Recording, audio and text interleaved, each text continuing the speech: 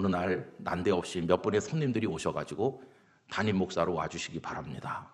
저를 그 직선거리로 제주도 빼놓고 제일 먼 부산 영도로 보내시는 거예요.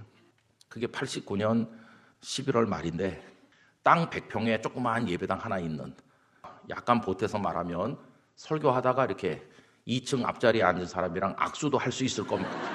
그렇게 가까운 2층에 있는 분이 바로 여기 있는 것 같이 그렇게 조그만 예배당이 있는 그런 교회 갔어요. 가가지고 거기서 이제 목회를 시작하는 거죠. 32살짜리 목사, 안수 받은 지 2년도 안 된 목사가 뭘 알겠습니까?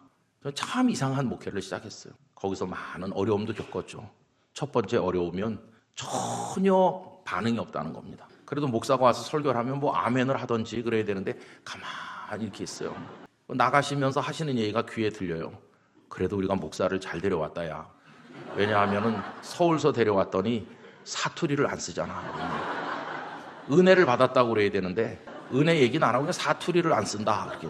거기서 참 답답한 날을 보냈어요. 1년이 지나도 새 가족이 한 명도 안 오고, 그리고 남자 성도들은 별로 없어요. 왜 그러냐 하면 원래 없는 건 아니고 다 뭐 상선 타고 나갔네, 포클랜드에 원양어선 나갔네, 배 타고 나가신 분들이 많아가지고 남자 교인들이 있어야지 뭐 좀 해볼 텐데 다 여성들만이 계시고 참 이게 구조적으로 어려운 교회였어요.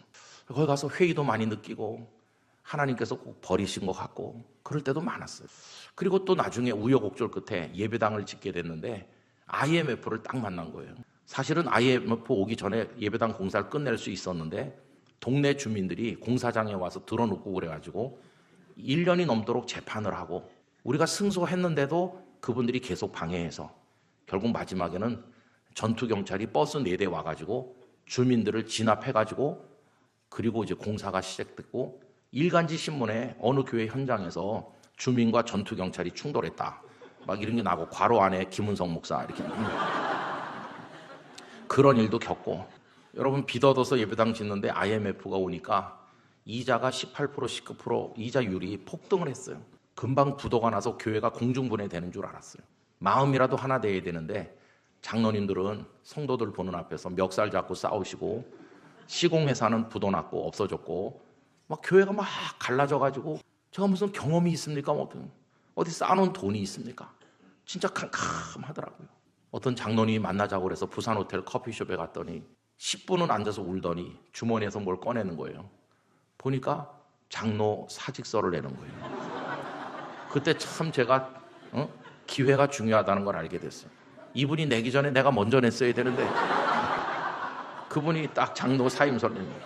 할 말이 없는 거예요. 설득도 소용없고 아무 말이 필요가 없는 상황이잖아요. 그래서 제가 그 장로님 보고 복국이나 먹으러 갑시다. 그래서 그 뒷골목에 복국을 한 그릇 제가 매일 얻어먹었는데 그날은 제가 사드렸어요.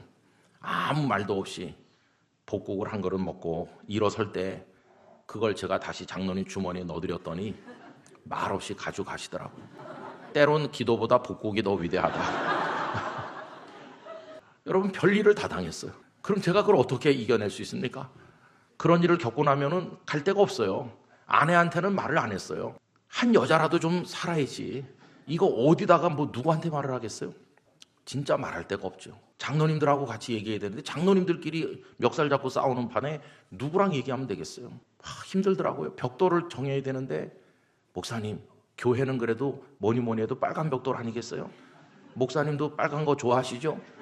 그때 네 그러면 교회가 갈라지는 겁니다. 왜냐하면 노란 벽돌파도 있고 갈색 벽돌파도 있고 파가 여럿이니까.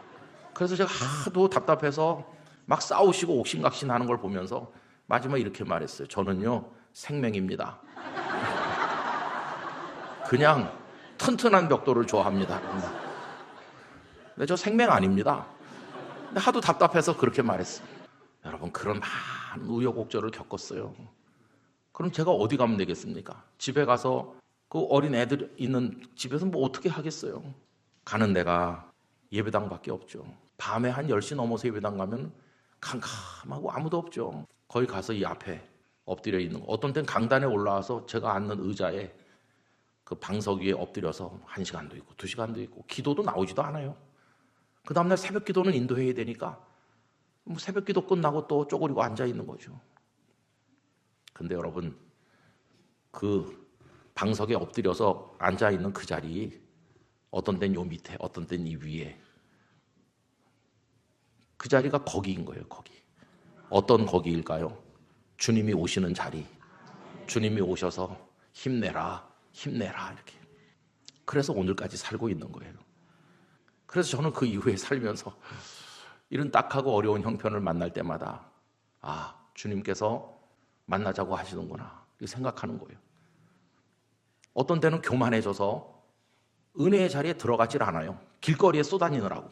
가버나움 길거리로 쏘다니면서 사람들 만나서 교제하고 자랑하고 내가요 무슨 일을 경험했는지 아세요? 꼭 이런 식으로 광내고 다니는 거예요. 그러다가 참 무너져 내릴 때가 있으면 회당 한 구석이라도 가서 엎드려야 되는 거죠. 그럼 거긴 꼭 주님이 오십니다. 꼭 주님이 오셔요. 하필이면 딱 그때 맞춰서 오시는지 딱 그때 오셔요. 이 사람도 그날 그 회당에서 주님 만난 거예요.